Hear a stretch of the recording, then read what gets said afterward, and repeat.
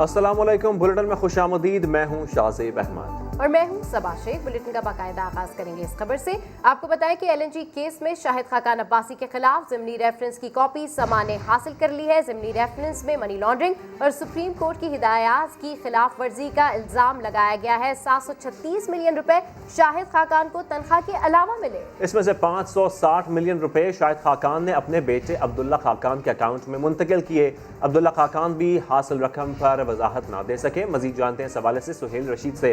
सुहेल, इस खबर से मुतालिक आगाह कीजिएगा तफसीलन। ये देखें, LNG रेफरेंस में जो ज़िमनी रेफरेंस नया रावलपिंडी की जानिब से दायर किया गया था, उसकी कापी हमें मौसूल हो गई है और उसमें कुछ नए और संगीन इल्जामात शाहिद खाकान अब्बासी पर लगाए गए हैं। और साथ ये भी कहा गया है कि जो LNG के मायदे थे गैर कानूनी, उनकी वजह से आइंदा 10 सालों में मजीद 47 अरब रुपए का नुकसान कौमी खजाने को पहुंचेगा। साथ ये बताया गया है कि इन मायदों से 21 अरब रुपए का नुकसान पहले ही हो चुका है। 14 अरब तो मनपसंद कंपनियों को गैर कानूनी ठेकों से हुआ और दूसरा नुकसान जो 7.5 अरब का था वो 4 साल तक टर्मिनल्स को फाल ना बनाने की वजह से हुआ। साथ ही जो एक गैर मुल्की कंसल्टेंट है जिनको मुलजम नामजद किया गया है, इस रेफरेंस में उनके हवाले से बताया गया था कि उन्हें बदनीति से शाहिद खाकान अब्बासी ने अपना काम जारी रखने की हिदायत की, अगरचे वो उससे पहले सुप्रीम कोर्ट में ये यकीन दहानी करा चुके थे कि इस तमाम प्रोसेस में जो शफाफियत है उसको यकीनी बनाया जाएगा। लेकिन उसके बावजूद मशकूक किरदार रखने वाले जो फिलिप नॉटमैन थे, उन्हें ही काम जारी रखने का कहा गया, जिन्होंने मनपसंद कंपनियों के इंतखाब में शाहिद खाकान अब्बासी की मामलत की। इसके अलावा मनी लॉन्ड्रिंग के इल्जाम इसमें बताए गए हैं, जिसमें यह कहा गया है कि 736 मिलियन रुपए शाहिद खाकान अब्बासी ने जो अपनी उनकी एयर लाइन है उनके MD से वसूल किए और उनमें से जो 560 मिलियन की अदायगी है उसको STCP की जानिब से भी गैर कानूनी करार दिया गया था। और यही 560 मिलियन बाद में शाहिद खाकान ने अपने बेटे के अकाउंट में मुंतकिल किए और उनके बेटे अब्दुल्ला खाकान भी इस रकम के हवाले से वजाहत देने में नाकाम रहे। इसके अलावा दूसरे गैर मुल्की कंसल्टेंट जो थी वो शनाज सादिक, उनके हवाले से भी कहा गया कि उनकी खिदमात कवानीन की खिलाफ वर्जी करते हुए जो है वो हासिल की गई थी। और मनी लॉन्ड्रिंग, सुप्रीम कोर्ट के अहकामात की खिलाफ वर्जी समेत मुख्तलिफ इल्जाम जो हैं इन पर लगाए गए हैं। जो 5 मजीद मुलजमान नामजद किए गए थे उन्हें भी, और इसमें जो बुनियादी किरदार एक बार फिर शाहिद खाकान अब्बासी का ही बताया गया है। ज़िमनी रेफरेंस पर यह कहा गया है कि तमाम तर मनसूबा जो है उनके साथ मिली भगत से ही ये तैयार किया जाता रहा और मनपसंद कंपनियों को दिया गया। और जो टर्मिनल के मायदे हुए उसके बाद ही ये तमाम रकूम जो थी उनका लेन देन होता रहा, लिहाजा ये मनी लॉन्ड्रिंग है। हम शाहिद खाकान अब्बासी से पहले ये कह चुके हैं कि ये टैक्स अदा की गई रकम है जिसको मनी लॉन्ड्रिंग नहीं कहा जा सकता। लेकिन चेयरमैन नैब ने ज़िमनी रेफरेंस में जो अपना नोट एंड पे लिखा है उसमें यह कहा है कि मेरे सामने पेश की गई शवायद की रोशनी में मैं मुतमईन हूँ कि ये करप्शन के। ठीक है, आपने तफसील आगाह किया। सुहेल रशीद हमें इस वक्त ज्वाइन किया है तज्ज़ियाकार खालिद अजीम साहब ने। खालिद साहब, LNG केस में शाहिद खाकान अब्बासी के खिलाफ ज़िमनी रेफरेंस की कॉपी समा ने हासिल कर ली है। 736 मिलियन रुपए शाहिद खाकान को तनख्वाह के अलावा मिले हैं, क्या कहेंगे आप? देखिए जी, ये सारी चीजें डॉक्यूमेंटेड होती हैं और अगर ये दुरुस्त साबित हो जाता है और वहाँ पे ये चीज साबित होती है कि ये उनका इस्तेकाक नहीं था, तो यकीनी तौर पे उनको फिर उसमें सजा हो सकती है। लेकिन ये अभी रेफरेंस फायर हुआ है और इसमें नए सिरे से एक रिवाइज्ड चार्जशीट जो है वो फिर होगी और इस तरह से नोटिस होगा जो नए मुलजमान इसमें नामजद हुए हैं उनको, और उसके बाद ये प्रोसीजर आगे चलेगा। अलबत्ता ये बात तय है कि इससे पहले जो रेफरेंस था उसके बारे में पार्टी नज़र में यही कहा जा रहा था कि वो एक कमज़ोर रेफरेंस है LNG का था और यही वजह है कि उसमें जो इस्तेमाल है शायद खाकान अब्बासी का वो बहुत ज़्यादा दिखाई देता था और वो एक तरह से प्रोवाइड नहीं करते, बल्कि ये कहा जा सकता है कि उन्होंने ना तो अपना रिमांड चैलेंज किया बल्कि खासे अरसे तक तो उन्होंने अपनी जमानत की दरख्वास्त ही दायर नहीं की जुडिशल होने के बाद भी। लेकिन अब ये थोड़े से मुश्किलात हैं और मैं समझता हूँ कि इसमें इस बात का भी इम्कान होगा कि अगर इस सारे मामले में अदालत जो है वो अगर मुतमईन होती है तो और नैब इस चीज़ में प्रोसीड करती है आगे, तो कि उनकी ज़मानत जो है वो मनसूख करने के लिए नए शवाहिद की रोशनी में, तो वो उसका भी इस्तेकाक एक नैब को हासिल हो जाता है। अगर कोई ऐसी चीज़ हो कि जिसमें अदालत को मुतमईन किया जा सके कि अब उनकी गिरफ्तारी के बगैर इन सारी चीज़ों को नहीं किया जा सकता। इस तरह से उनके बेटे जो है अब्दुल्ला शाहिद, उनको भी इस मामले में मैं समझता हूँ कि उनके खिलाफ भी उसी किस्म का मामला हो सकता है और उनको सजा हो सकती है मुआवनत में भी और उसके साथ साथ उसमें कोई हिस्सा बताने में भी। तो ये सारी चीज़ें अब अदालती प्रोसीजर फॉलो होगा और नई फर्द जुर्म भी आयद होगी और उसके साथ साथ जो है वो नए सिरे से गवाहान की फहरिस्त जो है वो भी सामने आएगी और फिर उसके बाद अदालत अगर इस बात में मुतमिन होती है कि इस्तगासा ने यानी नैब ने जो केस बनाया है वो उसमें इतनी जान है कि इनको शायद खाकान साहब जो है वो उनको इसमें सजा दी जा सकती है, तो मैं समझता हूँ उनके लिए मुश्किलात बढ़ गई हैं। अलबत्ता ये कहा जा सकता है कि जितना इत्मीनान जितना उनको पहले असल रेफरेंस में था वो शायद उसके बाद उसका लेवल वो ना हो जो नया रेफरेंस सामने आया है। और ठीक है, अदालती प्रोसीजर फॉलो होगा। बहुत शुक्रिया खालिद अजीम साहब आपका। कराची में गुज़िश्ता रोज़ मूसलाधार बारिश ने तबाही मचा दी। हर तरफ पानी ही पानी हो गया, कहीं नाले उबल पड़े तो कहीं घरों में पानी दाखिल हो गया। मुख्तलिफ इलाकों में अब भी बारिश का पानी जमा है। शहर के सबसे ज्यादा मुतासिर होने वाले डिस्ट्रिक्ट सेंट्रल के कई इलाकों से पानी की निकासी नहीं हो सकी। गुज्जर नाले के अतराफ इलाकों से पानी निकाला जा रहा है। इस वक्त नाजमाबाद में गुज्जर नाले के अतराफ की क्या सूरत हाल है, जानते हैं यासर हुसैन से। जी यासर, अपडेट कीजिएगा। जी बिल्कुल, देखिए ये गुजर नाले के अतराफ का जो इलाका है तो गुजर नाले के जो मेन रोड है वहाँ से तो पानी निकाल लिया गया है, मगर जो आसपास का इलाका है, गलियाँ हैं, वहाँ कीचड़ तकरीबन 1-1 फीट मौजूद है, गंदा पानी मौजूद है, जिससे इलाके मकीन जो है वो काफ़ी परेशान है। इलाके मकीन से जब हमारी बात हुई वहाँ पे तो इलाका मकीन का कहना था कि इलाके यहाँ कोई बल्दियाती नुमाइंदा, हुकूमती नुमाइंदा जो है आके खड़ा नहीं हुआ। रात भर हमने आधे हमारे घर वालों ने बाहर गुजारी है, आधों ने जो है वो छतों पर गुजारी है। काफ़ी मुश्किलात का सामना है।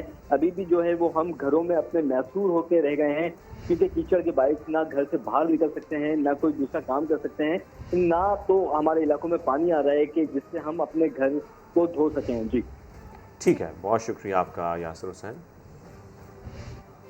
आपको बताएं कराची में बारिश की ताज़ा तरीन सूरत हाल मालूम करेंगे खुर्शीद आलम से, जो इस वक्त सुरजानी के इलाके में मौजूद हैं। लेकिन इससे पहले आपको बताएं कि कराची में गुज़िश्ता रोज़ से मूसलाधार बारिश का सिलसिला जो है वो जारी है। हर तरफ पानी ही पानी है और कहीं नाले उबल रहे हैं और घरों में पानी भी दाखिल हो गया है। शहरियों को शदीद मुश्किलात का सामना है। इस हवाले से मजीद बात करते हैं खुर्शीद आलम से। बिल्कुल, खुर्शीद आलम से जानते हैं कि क्या ताज़ा तरीन सूरत हाल है। खुर्शीद आलम, क्या मनाजिर देख रहे हैं, किस हद तक लोगों को रिलीफ मिल चुका है, वहाँ पर अपडेट कीजिए।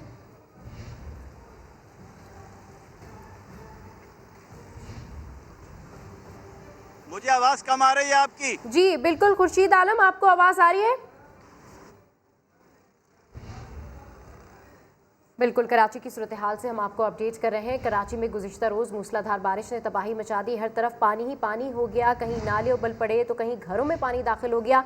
मुख्तलिफ इलाकों में अब भी बारिश का पानी जमा है और शहर के सबसे ज़्यादा मुतासिर होने वाले डिस्ट्रिक्ट सेंट्रल के कई इलाकों से पानी की निकासी नहीं हो सकी है। शहर की जो ताज़ा तरीन सूरत हाल है उस हवाले से आपको अपडेट कर रहे हैं। समा की स्क्रीन पर आप ये मनाजिर भी देख सकते हैं कि किस तरीके से अपनी मदद आपके तहत जो लोग फंस गए थे रास्तों में वो बाहर जाने की कोशिश कर रहे हैं। और बारिश के बाद जो तबाही हुई है, बारिश के बाद जो सूरत हाल है, उसकी मजीद अपडेट लेते हैं खुर्शीद आलम से। जी खुर्शीद आलम, अपडेट कीजिए, क्या ताज़ा तरीन सूरत हाल है। जैसे हमारा राब्ता खुर्शीद आलम से होगा, मजीद आपको इस हवाले से अपडेट करेंगे। कराची की सूरत हाल के हवाले से हम आपको बता रहे हैं। बिल्कुल, अपने नाज़रीन को बताएं कि सुरजानी टाउन में 185 मिलीमीटर बारिश के बाद तबाही ही तबाही है। अब्दुल रहीम और यूसुफ गोट में पानी घरों में दाखिल हो गया है।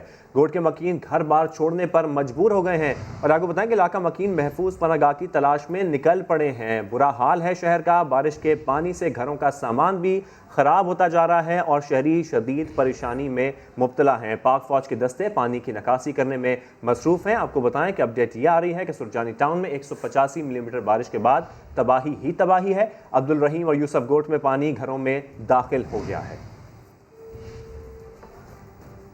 कराची वालों, ऐसे जान नहीं छुटेगी। बादल तो आज भी जमकर बरसेंगे। गुज़िश्ता रोज़ की तरह आज भी शहर कायद में 100 मिलीमीटर तक बारिश का इम्कान है। डायरेक्टर महकमा मौसमियात सिंध अब्दुल कय्यूम भुट्टो ने खसरे की घंटी बजा दी। हम यही प्रेडिक्ट कर रहे हैं कि जैसे कल अचानक एक फॉल हुआ था, इस तरह से कराची में इससे ज्यादा भी हो सकती है रात के टाइम या लेट आवर्स में। ये आज दोपहर के बाद शुरू होने वाली बारिश है जो 100 से ज्यादा भी जा सकती है, 100 मिलीमीटर से ज्यादा भी हो सकती है। रात भर जो एड हुई है उसमें ज्यादा से ज्यादा हमारे पास सुरजानी टाउन की 185 मिलीमीटर टोटल 24 आवर्स की रिकॉर्ड हुई है। और इस तरह से कल भी हम एक्सपेक्ट कर रहे हैं कि कराची में इस तरह की वाइड स्प्रेड, लेकिन कहीं पे ज्यादा कहीं पे कम और वक्त वक्त से बारिश जारी रहेगी। कराची में बारिश के साथ सीवरेज के पानी ने शहरियों का जीना दुभर कर दिया है। एफपी एरिया ब्लॉक 12 की एक मस्जिद में पानी भर गया। कल से नमाज की अदायगी भी ना हो सकी। मजीद जानते हैं इरफानुल हक से। जी इरफानुल हक, अपडेट कीजिए। देखिए, गुज़िश्ता रोज़ जो बारिश ने तबाही मचाई थी उसके आसार हमें अभी भी नज़र आते हैं। कई इलाके ऐसे हैं जहाँ पर पानी मौजूद है, मगर बहुत ही अफसोस के साथ ये कहना पड़ता है कि ये फेडरल बी एरिया ब्लॉक 12 है, जहाँ जामे मस्जिद बैतुल मुकर्रम में मैं इस वक्त मौजूद हूँ। आप ये देख सकते हैं कि अभी तक ये पानी नहीं निकाला जा सका है। गुज़िश्ता रोज़ से यहाँ पे मोहतमिम का कहना है, जो मस्जिद की इंतज़ामिया है, कि ये गुज़िश्ता जुम्मे की नमाज़ कल यहाँ पर हुई है, उसके बाद यहाँ पर कोई नमाज़ नहीं हो सकी है। आज भी सुबह फजर की नमाज़ बालाई मंजिल पर पढ़ी गई है। ये मिंबर आप देख सकते हैं मेरे सामने, ये पूरा हाल है मस्जिद का। यहाँ से जितनी भी ये कुरान पाक और दीगर जो मुक़द्दस किताबें हैं, ये यहाँ से शिफ्ट कर दी गई थी ऊपर, और मस्जिद का ये हाल है। यहाँ पर मोहतमिम और ये इंतज़ामिया है, उनका कहना है कि कोई पुरसान हाल नहीं है, इंतज़ामिया की तरफ से कोई नहीं आया जो कि इस मस्जिद के पानी को निकाल सके। ठीक है इरफान उल्ला का अपडेट्स के लिए शुक्रिया। न्यू कराची गुजर नाले 0 पॉइंट के करीब डूबने वाले 3 में से 2 अफराद की तलाश जारी है। एक शख्स की लाश सुबह निकाली गई थी। इस वक्त भी सुरजानी टाउन से आने वाला बारिश का पानी सैलाब की सूरत में गुजर नाले में गिर रहा है। इस हवाले से मजीद जानते हैं आमिर मजीद से। जी आमिर, बताइएगा। जी बिल्कुल, कल रात जो है कल के दिन जो है 250 मिलीमीटर बारिश हुई सुरजानी में। निकासी का अमल नहीं था, वहाँ पर जो ड्रेनेज सिस्टम है वहाँ पर नहीं था, तो पानी जो है अब सैलाब की सूरत में गुज्जर नाले की तरफ गामजन है। इस वक्त मैं मौजूद हूँ गुज्जर नाले पर। ये न्यू कराची 0 पॉइंट का इलाका है, और मोहसिन अली अगर आपको दिखा सके, यहाँ पर एक आमिर मजीद से भी मजीद बात करेंगे। आपको बताएं न्यू कराची गुजर नाले 0 पॉइंट के करीब डूबने वाले 3 में से 2 अफराद की तलाश इस वक्त जारी है। एक शख्स की लाश सुबह निकाल ली गई थी, और इस वक्त भी सुरजानी टाउन से आने वाला बारिश का पानी सैलाब की सूरत में गुजर नाले में गिर रहा है। गुज़िश्ता रोज़ डूबने वाले 3 में से 2 अफराद की तलाश जारी है। आमिर मजीद, आप आगाह कर रहे थे, बताइएगा। जी बिल्कुल, कल बारिश हुई सुरजानी टाउन में 250 मिलीमीटर बारिश हुई। वहाँ पर कोई ड्रेनेज सिस्टम मौजूद नहीं था, तो पानी जो है अब सैलाब की सूरत में जो है वो गुज्जर नाले की तरफ गामजन है। यहाँ पर मैं मौजूद हूँ, ये न्यू कराची 0 पॉइंट का इलाका है। ये गुज्जर नाला मेरे अकब में बह रहा है, और यहाँ पर एक पंचर का केबिन मौजूद था, जिसके मालिक सिकंदर यहाँ पर मौजूद थे। पानी 4 फुट जो है वो ऊंचा यहाँ से जा रहा था, और रेले की सूरत में यहाँ पर एक दीवार मौजूद थी। आपको दीवार नजर भी आएगी, कैमरामैन मोहसिन अगर आपको दिखाएं तो से टूटी है। यहाँ पर केबिन मौजूद था, और ये केबिन जो है वो सीधा गुज्जर नाले में गिरा हुआ है, जिसको बचाने में उनके जो मालिक थे सिकंदर, वो उस केबिन को बचाने के लिए कूदे, लेकिन वो भी इसके अंदर डूब गए। उनको बचाने के लिए उनके भाई अदनान कूदे, फिर उनके बेटे बिलाल कूदे, लेकिन जो है तीनों है यहाँ से डूबकर जो है वो बह गए। एक शख्स सिकंदर है, उसकी लाश निकाल ली गई है। बताया यहाँ पर इनके मामू हमारे साथ मौजूद हैं, इनसे बात करते हैं, रेस्क्यू के अमल के हवाले से मालूम करते हैं क्या हुआ, इनकी लाश क्यों नहीं निकाली जा सकी, बताइएगा। रात को ये लोग आए थे, इन्होंने बोला कि क्या नाम है सुबह 7 बजे आ जाएंगे, वो निकालेंगे आके। अभी तक कोई नहीं आया, देखें क्या टाइम हो रहा है। बस ये हम तो रिक्वेस्ट कर सकते हैं आपसे कि बड़ी मेहरबानी हमारे बच्चों को निकाल के दिया जाए। बता ये रहे हैं कि रात को ये कहा था कि 7 बजे। ठीक है, इंतजामिया की जानिब से अभी तक वहाँ पर कोई नहीं पहुँचा है लाशें निकालने के लिए। बहुत शुक्रिया आपका। रुख करेंगे सुरजानी का और मालूम करेंगे कि वहाँ पर जो ताज़ा तरीन सूरत हाल है वो क्या है। खुर्शीद आलम हमारे नुमाइंदे इस वक्त सुरजानी के इलाके में मौजूद हैं, और वहाँ से लोग महफूज मुकाम की तरफ नकल मकानी भी कर रहे हैं। जी खुर्शीद, क्या अपडेट्स हैं आपके पास?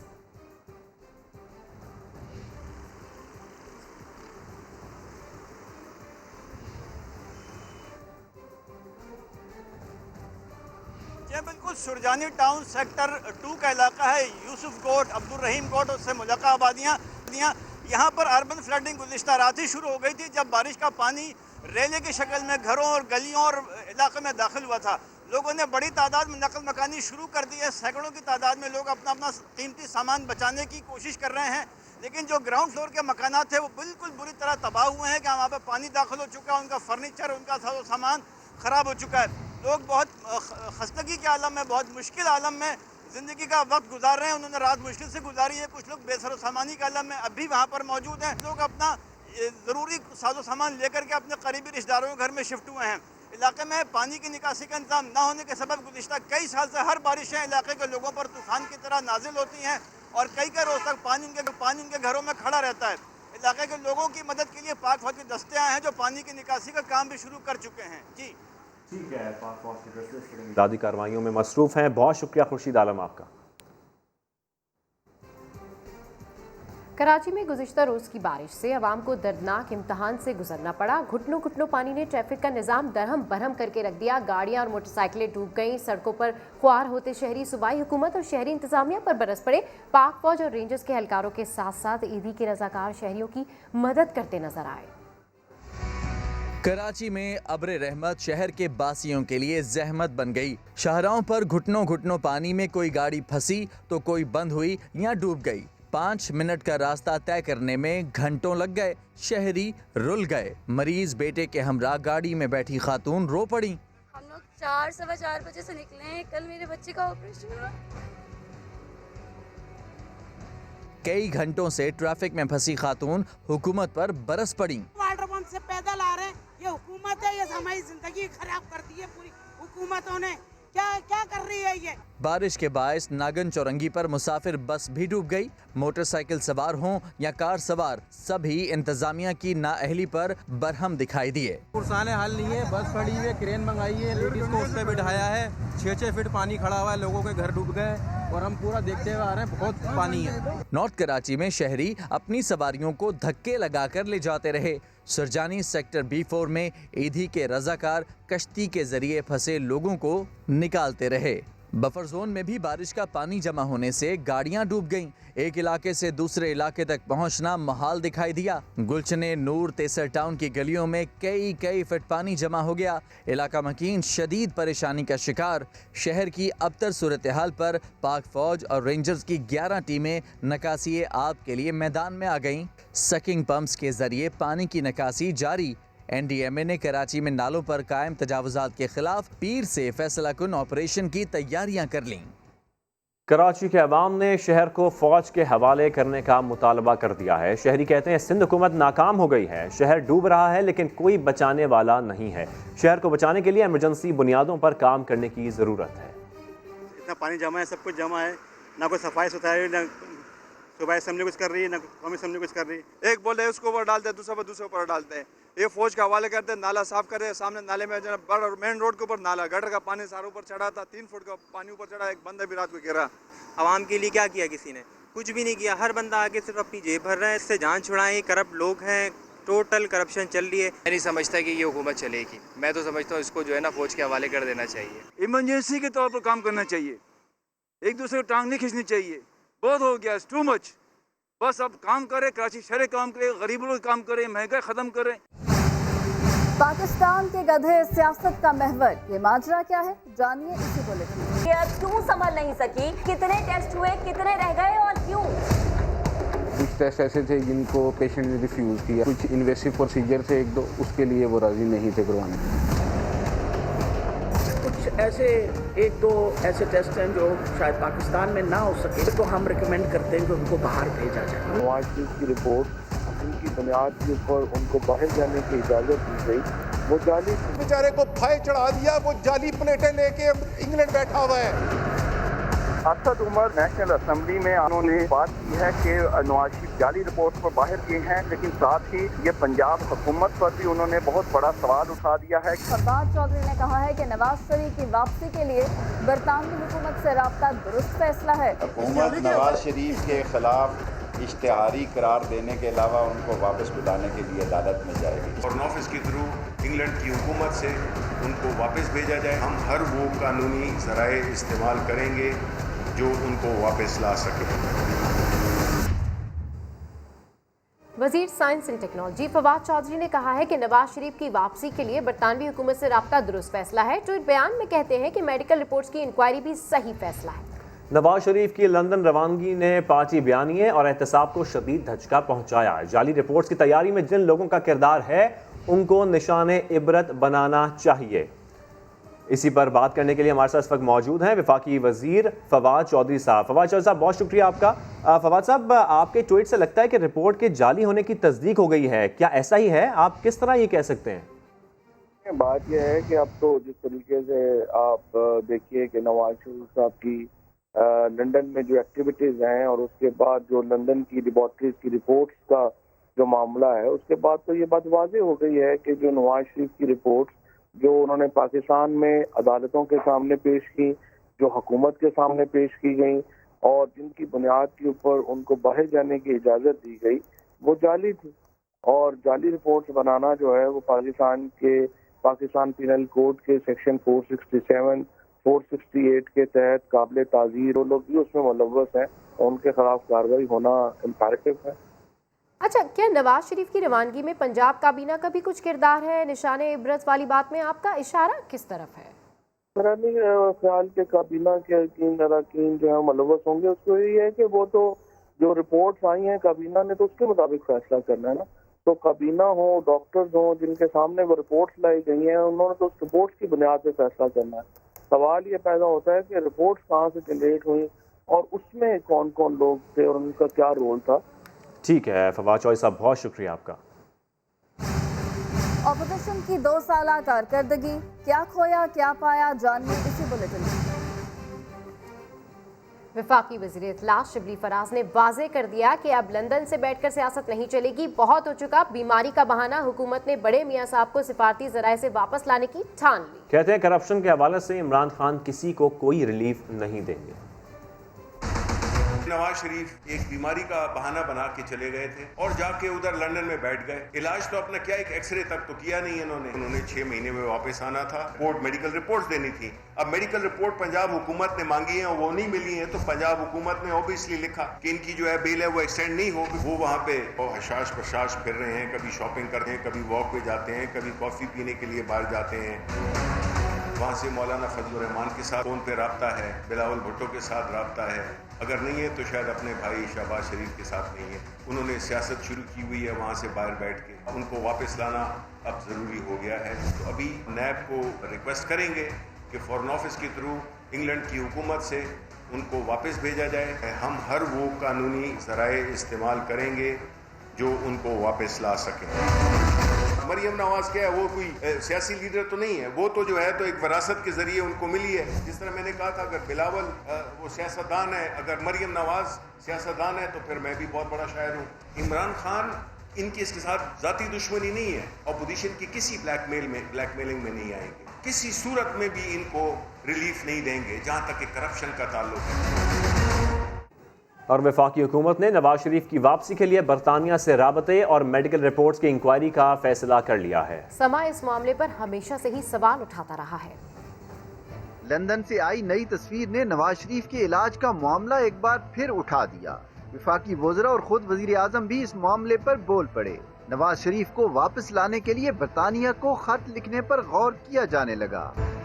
इन हालात में ड्यूटी डॉक्टर तफसीर के इंकशाफात एक बार फिर अहम बन गए हैं। 25 नवंबर 2019 को समा को इंटरव्यू में डॉक्टर तफसीर ने बताया था कि नवाज शरीफ ने सर्विसेज अस्पताल में दौरान इलाज कई टेस्ट कराने से इनकार कर दिया था।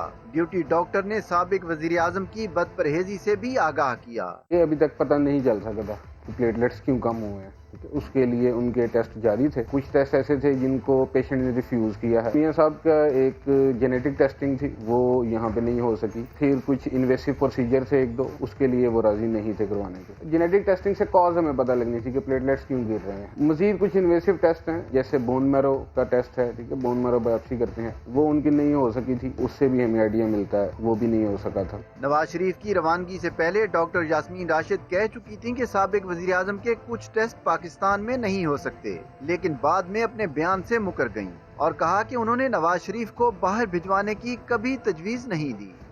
बीमारी पे उनके हमने कभी इनकारी नहीं की। जब वो तशरीफ लाए थे हमारे पास तो उनकी कंडीशन वाज क्रिटिकल। ऐसे 1-2 ऐसे टेस्ट हैं जो शायद पाकिस्तान में ना हो सके और वो रिस्की टेस्ट हैं, वो हो नहीं सकते, तो हम रिकमेंड करते हैं कि उनको बाहर भेजा जाए। कुछ दिन पहले ही समा को इंटरव्यू में यास्मीन राशिद का कहना था कि नवाज शरीफ को बाहर जाने के लिए बीमारी का बहाना मिला, वो अब सेहतमंद हैं तो वतन वापस आ सकते हैं। खुदा न खास्ता किसी तरीके से भी ही डिड नॉट लुक कि खुदा के अभी गए। ये तो शोर बाहर नून लीग वालों ने लगा रखा था। अगर उनके प्लेटलेट स्टेबलाइज ना होते यहाँ पाकिस्तान के अंदर तो वो तो he could not have even moved. इस वक्त उनको एक अच्छा एक्सक्यूज मिला, वो चले गए। मोहब्बत होती पाकिस्तान के साथ तो तबीयत उनकी बहुत बेहतर हो रही थी। तबीयत ठीक है, उन्हें वापस बुला लीजिए, पाकिस्तान के लोग इंतजार कर रहे हैं उनका। ये पहली बार नहीं कि हुकूमत या वज़रा ने नवाज शरीफ की बीमारी को बहाना करार दिया हो, बल्कि वो मुतअद्दिद बार नवाज शरीफ की लंदन रवानगी को साजिश करार दे चुके हैं। पाकिस्तान और चीन के दुख सुख साझे, दोनों भारत की तौसी पसंदाना जारहाना पॉलिसी से मुतासिर है। वजीर खारजा शाह महमूद कुरैशी ने चीनी हम मनसब से मुलाकात में वाज़ेह कर दिया कि मोदी गर्दी पूरे खित्ते के अमन के लिए खतरा है। इलाकाई अमन के लिए मुश्तरका लाएअमल अपनाने पर इत्तेफाक किया गया। CPEC की बरवक्त तकमील अव्वलीन तरजीह करार दी गई। शाह महमूद कुरैशी 2 रोज़ा दौरा चीन मुकम्मल करके वतन वापस पहुँच गए हैं। चीन के सूबे हेनान में वजीर खारजा शाह महमूद कुरैशी की हम मनसब वांग जी से अहम बैठक। चीनी वजीर खारजा ने बाहें खोलकर पुरतपाक इस्तकबाल किया, लेकिन कोरोना के बाइस मोहतात मुलाकात। फिर वफूद की सतह पर बातचीत के बाद मुश्तरका एलामिया जारी। भारत की तौसी पसंदाना पॉलिसी के खिलाफ पाक चीन एक हो गए। इलाकाई अमन और तरक्की और बाहमी मफादात के तहफ़्फ़ुज़ के लिए मुश्तरका इक़दाम पर इत्तेफाक। चीन ने मसला कश्मीर पर पाकिस्तान के मौक़िफ़ की खुल के तायीद की। वांग जी ने दो टोक कहा, चीन हर इस इक़दाम की मुखालफत करेगा जिससे मसला कश्मीर मजीद पेचीदा हो। पाकिस्तान ने ताइवान, जिंगजोंग, तिब्बत और हांगकांग के मामले पर चीन की हिमायत दोहरा दी। इलाकाई और आलमी अमन के लिए पाकिस्तान के कलीदी किरदार की तारीफ। तय पाया कि CPEC मंसूबों की बरवक्त तकमील, मुआशी और समाजी तरक्की और रोजगार के मौके पर मिलकर काम किया जाएगा। JCC का 10वां इजलास जल्द बुलाने पर इत्तेफाक। CPEC में दीगर ममालिक की शमूलियत का खैर मकदम भी किया गया। कराची के इलाके शफीक मोड़ पर बारिश के पानी की निकासी न हो सकी। पानी की वजह से ट्रैफिक जाम है, उसे निकालने के लिए कोई टीम मौजूद नहीं है। मजीद जानते हैं समा के नुमाइंदे साद साबरी से। साद साबरी, जो शफीक मोड़ है यहाँ पर तो नॉर्मली ट्रैफिक वैसे ही जाम रहता है और अब तो निकासी भी नहीं हो सकी है, तो बहुत बुरी सूरत हाल होगी। क्या ताज़ा तरीन सूरत हाल है? जी बिल्कुल, इस बार भी बारिशों के बाद शहर का वही हाल है जो गुज़िश्ता मानसून के स्पेल्स में हमें देखने में आया। जगह जगह सड़कों पर, गलियों पर पानी जमा है। मैं इस वक्त मौजूद हूँ शफीक मोड़ पर और यहाँ बदतरीन सूरत हाल देखने में आ रही है। आप देख सकते हैं कि यहाँ सड़क पर पूरा पानी ही जमा है हर जगह, जिसकी वजह से ट्रैफिक शदीद जैम है। लोग अपनी मोटरसाइकिल्स जो हैं वो फुटपाथों पे से चढ़ाकर रोड क्रॉस करने की कोशिश कर रहे हैं, जबकि घंटों से यहाँ पर लोग जो हैं वो पानी में फंसे हुए हैं। कोई निकासी है आपका अमल हमें देखने में नहीं आ रहा, ना ही कोई मशीनरी लगी हुई है। मेरे कैमरामैन राशिद आपको दिखाएंगे कि सामने एम्बुलेंसेस भी हैं, एक एम्बुलेंस फंसी हुई है, पीछे ट्रैफिक सारा जाम है, आगे जाने की कोई जगह नहीं है। और ये तमाम तर जो सूरत हाल है ये कल से यहाँ पर मौजूद है। हमने कोई अमला नहीं दिया, ना ही कोई ट्रैफिक के एहलकार दिखाई दे रहे हैं जो कि इस ट्रैफिक को जो है वो बहाल कर सकें। ठीक है साद, आपका शुक्रिया। कराची में गुज़िश्ता रोज़ बारिश के बाद से अब तक कई इलाकों में बिजली बहाल नहीं हो सकी है। के इलेक्ट्रिक ने कहा है नशेबी इलाकों में पानी जमा होने से मुरम्मती कामों में मुश्किलात का सामना है। तफसील जानते हैं नुमाइंदा समा अशरफ खान से। अशरफ, कौन कौन से इलाके शामिल हैं जहाँ पर बिजली गायब है? बहाल नहीं हो सके, जिसमें मुतासरा इलाकों में सुरजानी है, नॉर्थ कराची, आसमान है, नागन चौरंगी है, नॉर्थ इस्लामाबाद के कुछ इलाके हैं जहां अब तक जो है बिजली बहाल नहीं हुई है। और केएलटी के कहने वो नशेबी इलाके जहां पानी अब तक खड़ा हुआ है वहां मसाइल का सामना है, जिसकी वजह से दुश्वारी हो रही है बिजली बहाली में। और ये जो इलाकों ठीक है, कराची में गुज़िश्ता रोज़ बारिश के बाद से अब तक कई इलाकों में बिजली बहाल नहीं हो सकी है। नागन, सुरजानी, नॉर्थ कराची, नया नाज़िमाबाद में कल से बिजली गायब है। कई इलाकों में लोड मैनेजमेंट के नाम पर बिजली की बंदिश भी जारी है। बहुत शुक्रिया अशरफ आपका। बैनुल अक़वामी खबर शामिल करते हुए आपको बताएं कि अमेरिका की सबसे बड़ी रियासत कैलिफोर्निया में जंगलात में लगी आग बेकाबू हो गई है। मुख्तलिफ हादसात में 5 अफराद हलाक हो गए। स्पोर्ट्स न्यूज शामिल करते हुए आपको बताएं कि साउथहैम्पटन टेस्ट का दूसरा रोज इंग्लैंड की टीम 4 विकेटों पर 332 रन से इनिंग्स आगे बढ़ाएगी। फिल वक्त इतना ही। मजीद अपडेट्स के लिए आप विजिट कर सकते हैं हमारी वेबसाइट sama.tv। इसके अलावा आप हमें फेसबुक और ट्विटर पर भी ज्वाइन कर सकते हैं। एक ब्रेक के बाद दोबारा हाजिर होंगे हेडलाइंस के साथ। देखते रहिए समा।